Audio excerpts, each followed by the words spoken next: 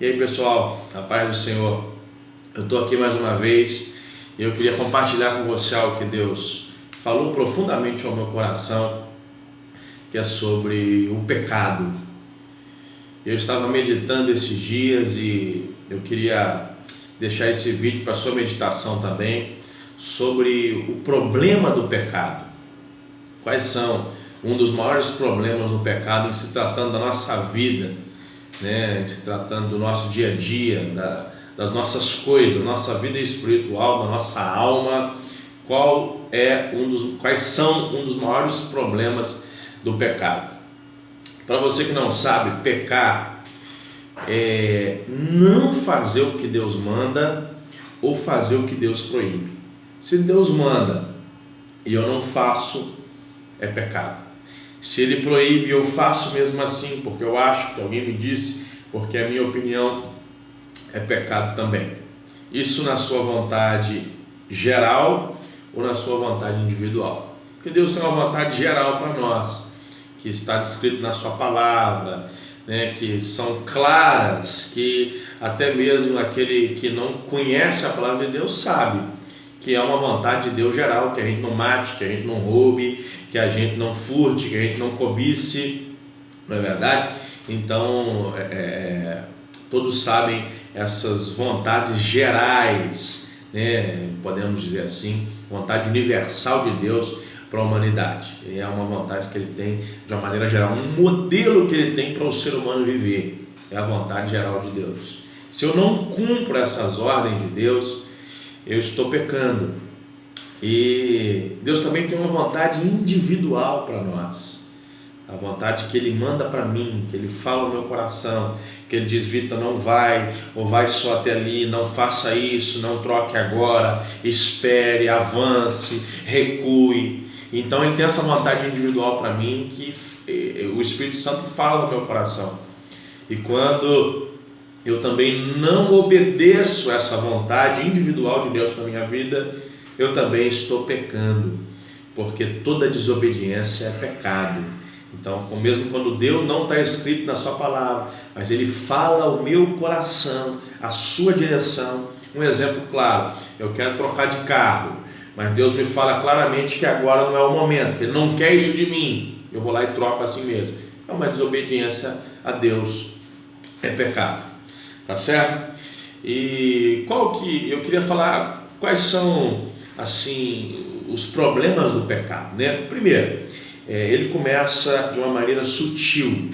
Então, muitas vezes o pecado é sutil. Na sua maioria, vem com sutileza, vem por trás de alguma coisa, vem como uma verdade distorcida, vem em um nada a ver, vem no não tem isso, não tem problema. Isso todo mundo está fazendo, quem não faria isso no meu lugar? Então ele vem de uma maneira sutil.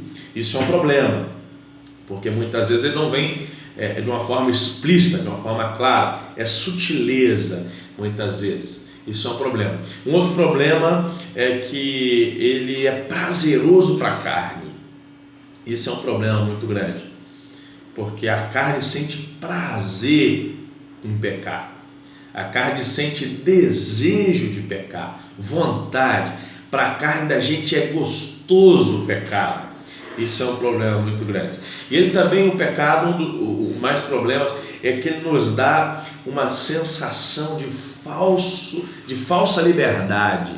A gente se sente livre quando a gente peca.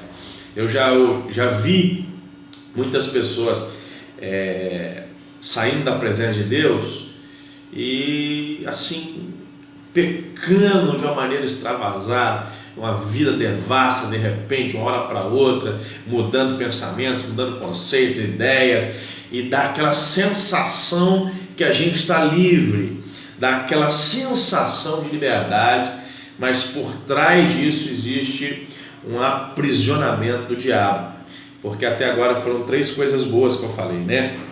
Ele é sutil, é um problema que muitas vezes é bom, a gente não sente muito, parece que a gente não está desagradando a Deus, né? Isso para o nosso ego é bom, a gente pensa que continua perto, a gente pensa que continua santo por causa dessa sutileza. Para a carne da gente é prazeroso. A segunda coisa e ele nos dá uma falsa sensação de liberdade. Isso também para a carne é bom, mas depois vem uma sequência de coisa ruim, porque uma sequência de problemas muito ruins, porque o pecado ele vicia, aprisiona, a gente fica condicionado, a gente já é condicionado a pecar, mas a gente fica aprisionado no pecado, a gente fica viciado em cometer o mesmo pecado. Se você conversar com pessoas, você vai ver que tem gente viciada em droga, viciado em álcool, que é uma droga também, mas no caso uma droga lícita, pelo menos entre aspas, né? Você vai ver gente que é viciado em celular, você vai ver gente que é viciado em rede social, você vai ver gente que é viciado em pornografia, viciado em fazer fofoca, viciado em falar mentira, porque esse é um problema grave do pecado. Ele aprisiona, ele vicia, ele nos afasta de Deus. É um outro problema muito grave, talvez o mais grave de todos. Ele nos distancia de Deus. Diz a Bíblia que nada pode nos separar do amor de Deus, mas da comunhão com Deus o pecado nos distancia. Diz a Bíblia, Isaías capítulo 59, verso 2, que as nossas iniquidades fazem separação entre nós e o nosso Deus. Um outro problema do pecado é que ele traz condenação e vergonha. Condenação é aquela coisa que a gente se sente indigno de estar onde está, que a gente, como está viciado agora, e mesmo querendo, não consegue parar. A gente pecou essa semana e mesmo assim, na busca de não querer pecar mais, vai num culto domingo, e naquele culto a gente fica recebendo condenações do diabo. Você não pode, você não é digno de adorar, você não está preparado, você pecou anteontem, você fez aquilo anteontem, você está errado, você não presta, isso é uma condenação, acusação do diabo. E o pecado traz isso, e traz vergonha, muitas vezes traz vergonha. Quanta gente boa a gente ouve por aí, envergonhados, né, com o nome na lama por causa do pecado. E depois aquilo que começou bom, começou sutil, começou prazeroso para a carne, começou com uma sensação de liberdade, depois ele nos vicia, nos afasta de Deus, traz condenação, traz vergonha, e por fim a gente está enlaçado no pecado. O que fazer? Eu anotei 4 passos interessantes. Nós precisamos crer que Jesus pode nos libertar, crer que Ele já nos libertou na cruz do Calvário, crer nisso, acreditar que nele a gente pode, que a carne da gente é fraca, mas nele a gente pode vencer o pecado. Acreditar que ele venceu o mundo e nós podemos vencer nele. Nós podemos vencer se estivermos com ele. Crer nesse negócio. Agora, depois de crer, precisa querer. Tem um punhado de gente que acredita que Deus pode libertar, mas não quer. O prazer fala mais alto. A vontade de pecar fala mais alto. Tem gente que crê, mas que prefere procurar opiniões, outras opiniões, para continuar pecando. Então precisa crer e precisa querer. Querer também é se esforçar, querer é se disciplinar, querer é buscar ajuda, é procurar um líder, procurar um pastor, procurar uma orientação espiritual, perguntar para as pessoas, pedir ajuda para algum familiar. Isso tudo é querer, faz parte de querer. Querer e ficar quieto não adianta. Terceira coisa que eu notei, confessar. Precisa confessar. Confessar ao Senhor, confessar a alguém de confiança nos ajuda a ser curado do pecado, a ser sarado do pecado. Isso a gente pode ver lá em Tiago, capítulo 5, verso 16, que diz: confessai as vossas culpas ou os vossos pecados uns aos outros e orai uns pelos outros para que sareis.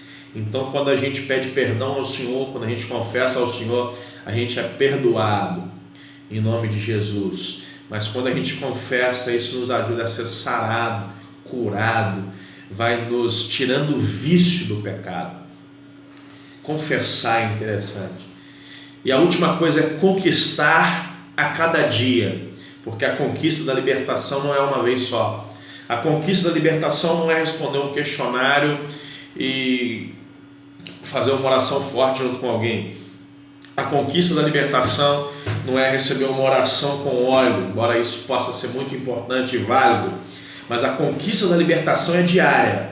O matar a carne é diariamente. Todo dia a carne da gente vai se inclinar para o pecado, vai se inclinar para aquilo que Deus não agrada, mas a Bíblia diz, Jesus falando, que aquele que quiser segui-lo precisa tomar a sua cruz de cada dia, precisa tomar a sua cruz diariamente e ir após ele. Então a nossa conquista é diária. Hoje a gente conquista um pouco, amanhã um pouco mais, depois de amanhã um pouco mais, e a gente vai passar a vida conquistando a libertação. Nós já somos livres pelo poder do nome de Jesus, mas nós vamos tomando posse dessa libertação a cada dia, porque se a gente recuar e der lugar à carne, a gente pode ficar preso de novo. Então nós precisamos entrar numa conquista diária de luta contra o pecado e uma conquista diária de dizer não aos nossos vícios, às nossas paixões, aos nossos desejos e tomar posse dessa libertação que já foi conquistada por Jesus Cristo na cruz do Calvário. O meu desejo de todo o coração é que você se distancie cada vez mais do pecado, renuncie cada vez mais o pecado e se aproxime de Deus, se aproxime da comunhão com o Espírito Santo. Deus abençoe você em nome de Jesus.